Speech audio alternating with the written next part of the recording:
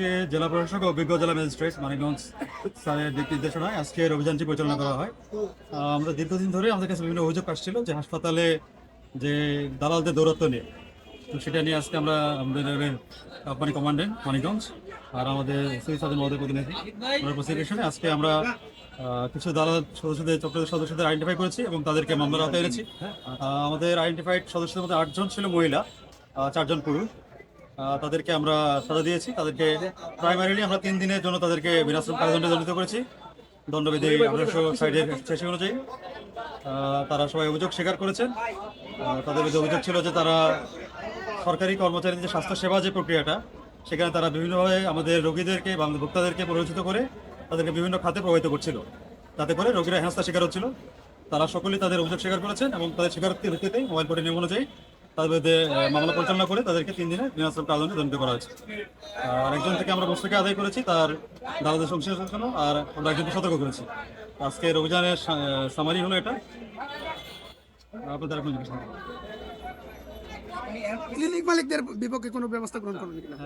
Clinic মালিকদের বিপক্ষে যেসব ক্লিনিকের নাম আছে এবং দালাল তারা চাকরি দিয়েছে বা তারা দালাল নিয়োগ করেছে, তাদের বিরুদ্ধে কোনো ব্যবস্থা নেওয়া হবে কিনা? অবশ্যই আমরা শুরু করেছি। আমরা যেহেতু অভিযান শুরু করেছি, আমরা মানিকগঞ্জের স্বাস্থ্যখাতকে একদম করাপশন ফ্রি, একদম জনবান্ধব এক স্বাস্থ্যসেবায় উন্নীত করার জন্য আমাদের এই অভিযানগুলো অব্যাহত থাকবে।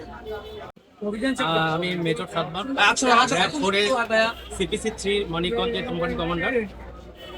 আমরা কিছুদিন ধরেই দালাল চক্রের বিরুদ্ধে তথ্য পাচ্ছিলাম এবং তথ্যের ভিত্তিতে পরবর্তীতে আমরা ছদ্মবেশে ওভার দ্য টাইম জিনিসগুলো ভেরিফাই করার জন্য মাঠে ছিলাম এবং আমাদের টিম অত্যন্ত দক্ষতার সাথে ছদ্মবেশে দালাল চক্রের সাথে মিশে এবং এদের বিরুদ্ধে যে অভিযোগ এগুলোর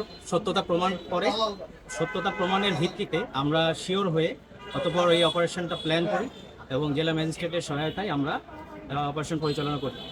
আমরা র্যাবের পক্ষ থেকে বলতে চাই, সাধারণ মানুষের ভোগান্তি হয় এমন যে কোনো কাজে আমরা দুস্থ মানুষের পাশে থাকতে সর্বদাই সচেষ্ট এবং আগ্রহী। আমরা তথ্য আরও দ্রুত যে ধরনের তথ্য পাবো সেগুলোর বিরুদ্ধে আমরা অ্যাকশন নিতে সবসময় রেডি আছি। আমরা সাধারণ জনগণের কাছেও রিকোয়েস্ট করব, আপনারা এই ধরনের অন্যায় প্রশ্রয় দিবেন না।